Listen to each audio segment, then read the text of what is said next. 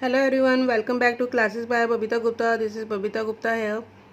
आज हम बात करेंगे BEd first year paper 3 learning and teaching के बारे में। और इसका पार्ट 2 मैं आज शेयर करने वाली हूँ। पार्ट 1 में मैंने आपके साथ मेमोरी लेवल शेयर किया था और क्वेश्चन मैंने लिया था, what do you mean by process of teaching, describe it's level. तो इस क्वेश्चन के मैंने आपको मीनिंग बताया था, प्रोसेस ऑफ टीचिंग क्या होता है, इसके लेवल बताए थे, पिरामिड शेयर किया था आपके साथ में कि क्या पिरामिड होता है। तो उसी का आज मैं पार्ट 2 बना रही हूँ। उसके आगे के 2 लेवल मैं आपके साथ शेयर करूँगी कि क्या होते हैं वो। और इसको स्टार्ट करने से पहले मैं कहूँगी आप चैनल को लाइक सब्सक्राइब ज़रूर करें, शेयर करें, दूसरों के साथ भी नॉलेज को बांटें।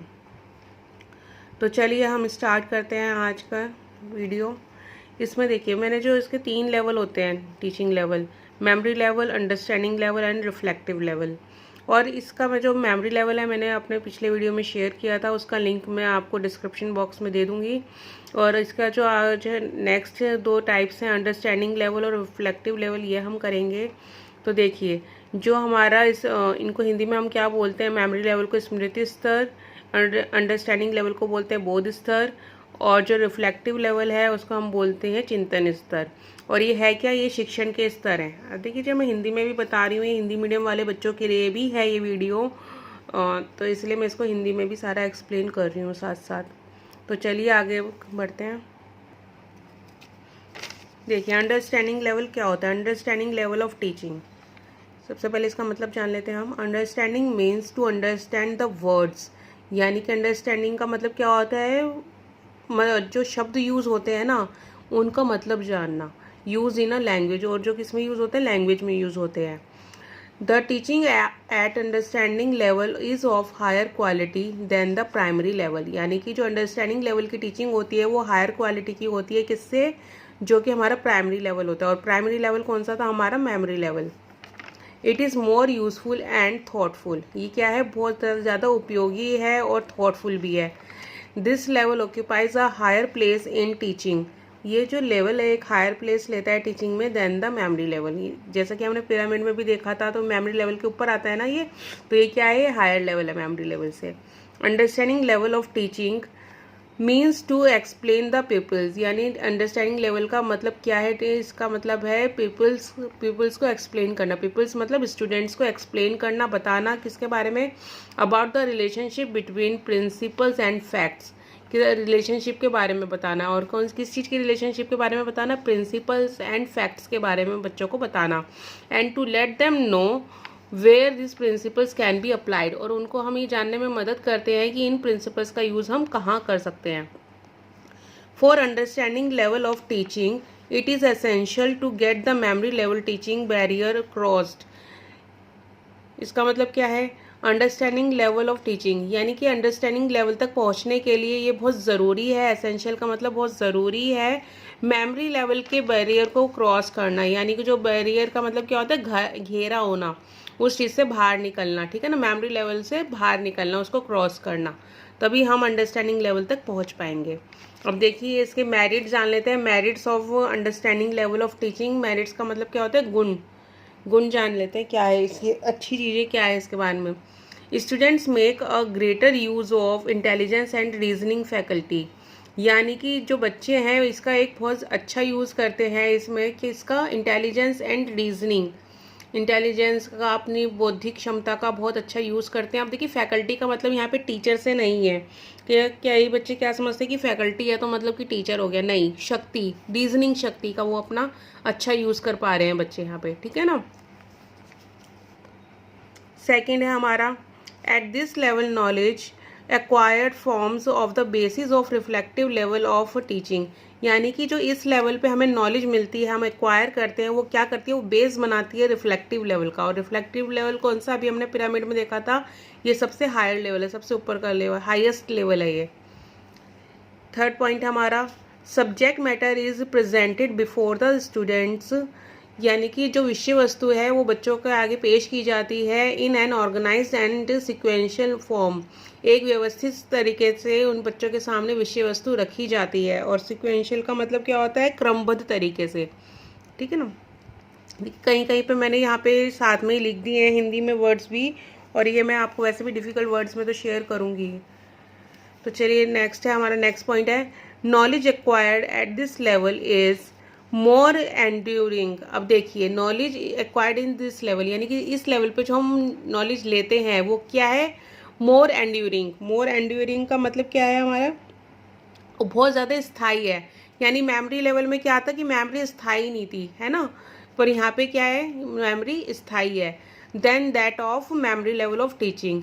Student do not learn by cramming. बच्चे क्रैमिंग करके रट के नहीं सीखते, but learning by understanding the facts. और कैसे कैसे सीखते हैं, फैक्ट्स को जानकर। अंडरस्टैंडिंग बाय द फैक्ट्स, जो भी फैक्ट्स होते हैं उनको जानकर बच्चे सीखते हैं। And factual information and there use and purpose. और जो फैक्चुअल इन्फॉर्मेशन होती है, फैक्ट पे बेस्ड जो इन्फॉर्मेशन होती है, जो जानकारी होती है, उसका बच्चे यूज़ करना सीखते हैं और पर्पज़ सीखते हैं कि क्या है।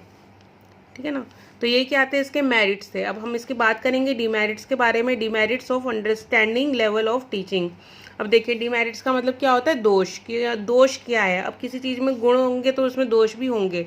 तो इसके दोष क्या है, at this level of teaching the source of aptitudes is the extrinsic means.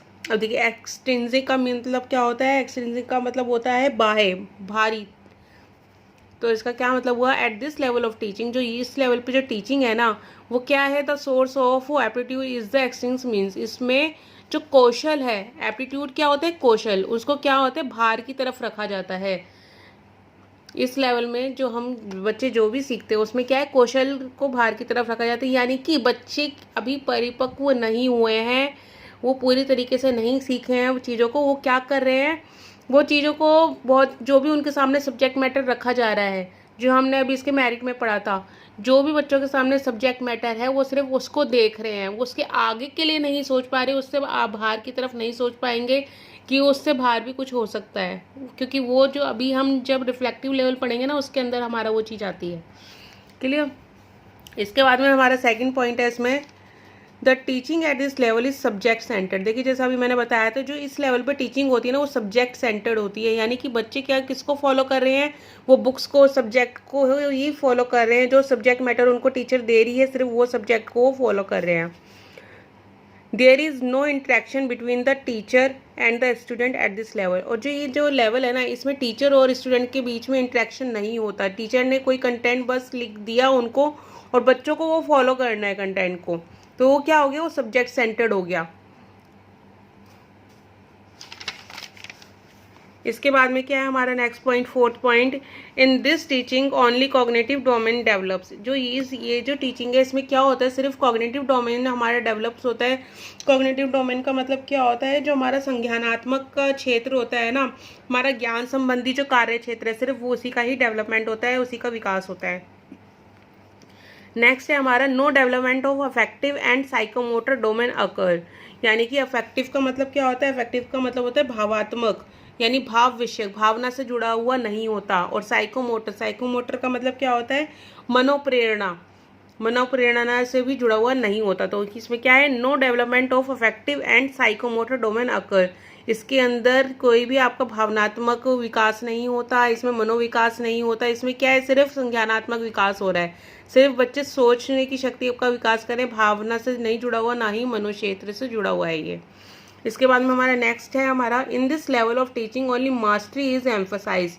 इस जो हमारा ये लेवल है, इसमें क्या है, इसमें सिर्फ मास्टरी इज एम्फोसाइज का मतलब क्या होता है कि हम ये देखते हैं, जो भी हमने सब्जेक्ट मैटर लिया है, जो भी हमने विषय वस्तु बच्चे को दी है, सिर्फ वो उसमें मास्टरी करे, उसी पे ही जोर दिया जाता है कि बच्चा उसको अच्छे से सीख ले। Human behaviours are not attended. इसमें के अंदर क्या है, जो हमारी ह्यूमन बिहेवियर है उसको नहीं लिया जाता। जैसे कि अभी हमने पीछे पढ़ा, अभी ऊपर पढ़ा था कि अफेक्टिव और साइकोमोटर पर डेवलपमेंट नहीं होता, उसका विकास नहीं होता, तो ह्यूमन बिहेवियर को भी इस पर ध्यान नहीं दिया जाता। क्लियर। तो ये था हमारा अंडरस्टैंडिंग लेवल के merits and demerits and meaning. तो अब बात करेंगे हम नेक्स्ट लेवल की। जो हमारा नेक्स्ट लेवल है वो है रिफ्लेक्टिव लेवल ऑफ टीचिंग। अब देखिए इसका मीनिंग क्या होता है, ये इससे हायर लेवल है।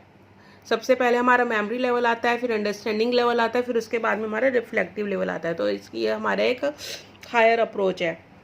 और रिफ्लेक्टिव का मतलब क्या होता है, चिंतनशील होना, कि आप किसी चीज़ के बारे में सोच पा रहे हो। ठीक है ना। मीनिंग देखिए क्या है, इसका अर्थ क्या है। Reflective means careful thoughts given to something sometimes over a long period of time. यानी कि रिफ्लेक्टिव का मतलब क्या है, केयरफुल थॉट्स, यानी कि चिंतनशील होना, किसी बहुत ध्यानपूर्वक जो थॉट्स आते हैं और किसके बारे में दिए गए हैं वो थॉट्स, किसी भी चीज़ के बारे में किसी भी टाइम में, है ना।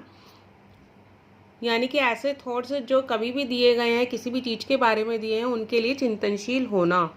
सो reflective level is a level at which a deep and serious thought is given to something. यानी कि जो ये लेवल है ना, ये एक वो लेवल है जहाँ पे बहुत गहराई से बहुत सीरियस थॉट्स दिए जाते हैं किसी चीज़ के लिए। इसके बाद में क्या है हमारा next, it is the highest level of teaching. क्या है ये, हाईएस्ट लेवल ऑफ टीचिंग है, सबसे उच्च स्तर का है, क्योंकि हमने पिरामिड में भी देखा था ये रिफ्लेक्टिव लेवल कहाँ आता है, उच्च स्तर पर आता है।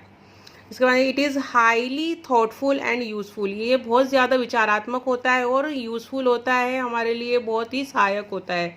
In order to achieve this level, इस लेवल को पाने के लिए one has to pass through memory and understanding level of teaching. यानी कि इस लेवल तक आने के लिए किसी भी बच्चे को मेमोरी लेवल और अंडरस्टैंडिंग लेवल से होकर गुजरना पड़ता है। देखिए एक जनरली भी हम किसी चीज़ को जाने तो हम क्या करते हैं, कोई चीज़ हमारे माइंड में आ रही है, हमारी मेमोरी में आ रही है, फिर उसके बाद में हम उस चीज़ को समझ पा रहे हैं।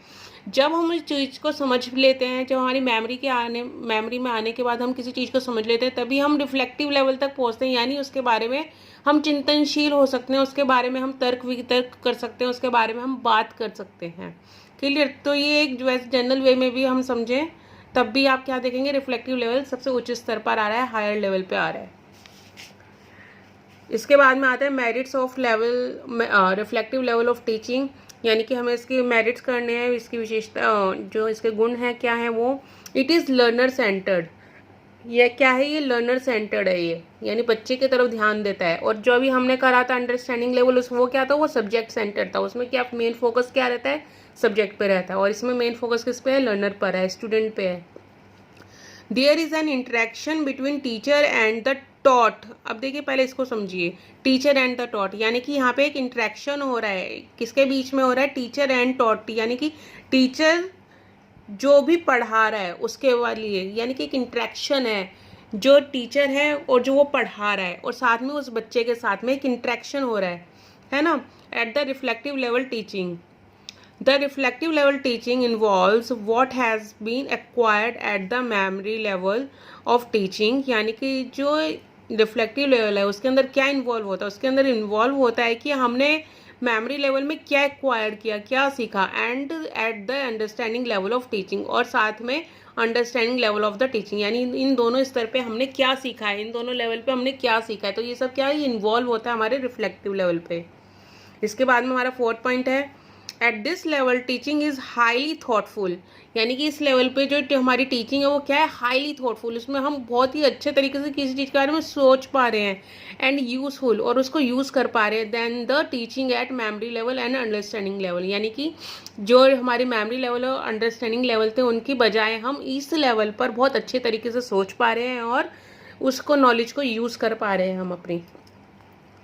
At this level, teaching develops in the students the capability of solving their problems। जो ये लेवल है उसमें क्या होता है, टीचिंग डेवलप करती है, जो भी टीचर पढ़ाता है, जो भी टीचर पढ़ाता है वही टीचिंग है, और उससे क्या डेवलप होता है, उससे बच्चे की योग्यता डेवलप होती है, विकास होता है उसका, बच्चे की योग्यता का विकास होता है, किस चीज़ की योग्यता का, सॉल्विंग देयर प्रॉब्लम्स, कि वह अपनी जो भी समस्याएं हैं उनका समाधान निकाल सके, अपनी प्रॉब्लम को सॉल्व कर सकें। इसके बाद में हमारा नेक्स्ट पॉइंट है, the teaching eight this level is problem centred also. यानी कि ये जो हमारा लेवल है, ये कौन सा लेवल है, ये एक प्रॉब्लम सेंटर्ड भी है, लर्नर सेंटर्ड के साथ साथ क्या है, प्रॉब्लम सेंटर्ड भी, क्योंकि ये जब लर्नर सेंटर्ड होगा तो बच्चे की जो भी समस्याएं होंगी उसका समाधान करना है, तो इसलिए ये साथ साथ क्या है, प्रॉब्लम सेंटर्ड भी है। The people can criticise their teacher openly. अब देखिए इसमें क्या है, बच्चे क्या कर सकते हैं, अपने टीचर को क्रिटिसाइज कर सकते हैं। अब देखिए क्रिटिसाइज का मतलब क्या होता है, आलोचना करना, बट यहाँ पे क्या है, क्या समालोचन कर रहे हैं टीचर के साथ में, कि आप बच्चा अगर कोई टीचर कोई चीज़ समझा रही है, कोई बात कर रही है, तो बच्चे उसके बारे में तर्क वितर्क कर सकते हैं, पूछ सकते हैं कि ये चीज़ ऐसे भी है तो ऐसे भी हो सकती है। देखिए जैसे हम मैथ को ही ले लें, तो मैथ में कितने मेथड्स होते हैं क्वेश्चन को सॉल्व करने के। तो अगर टीचर एक मेथड कराए थे तो बच्चा दूसरा मेथड भी पुटअप कर सकता है कि मैम ये क्वेश्चन इस तरीके से भी तो सॉल्व हो सकता है ना, है ना। तो ये चीज़ इस पॉइंट में कही गई है, the people can criticise their teacher openly. अब देखिए नेक्स्ट कर लेते हैं इसका। नेक्स्ट है हमारा 8 पॉइंट में क्या गया है, at this level teaching can not restricted to curriculum. यानी कि इस लेवल पे जो टीचिंग है ना वो करिकुलम से बंधी हुई नहीं हो सकती। ऐसा नहीं है कि सिलेबस में सिर्फ जितना दे दिया उतना ही बच्चा पढ़ेगा या बुक में जितना है उतना ही पढ़ेगा। बच्चा कहीं से भी कोई भी चीज़ पढ़ सकता है, आपसे क्वेश्चन पुटअप कर सकता है उससे रिलेटेड।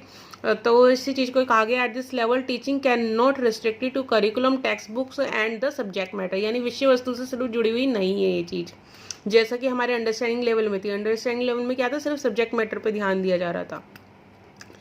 9th पॉइंट है हमारा, at this level teaching is appropriate for higher class. ये जो इस लेवल की टीचिंग है ना ये हायर क्लास के लिए अप्रोप्रिएट है। अब हायर क्लास में हमारे जो 11th-12th के बच्चे आ जाते हैं ना वो उससे रिलेटेड आ गए। नेक्स्ट हमारा, रिजिड और definite structure of the subject matter can be use. यानी कि एक डेफिनेट स्ट्रक्चर जो है सब्जेक्ट मैटर के लिए यूज़ हो सकता है इसमें।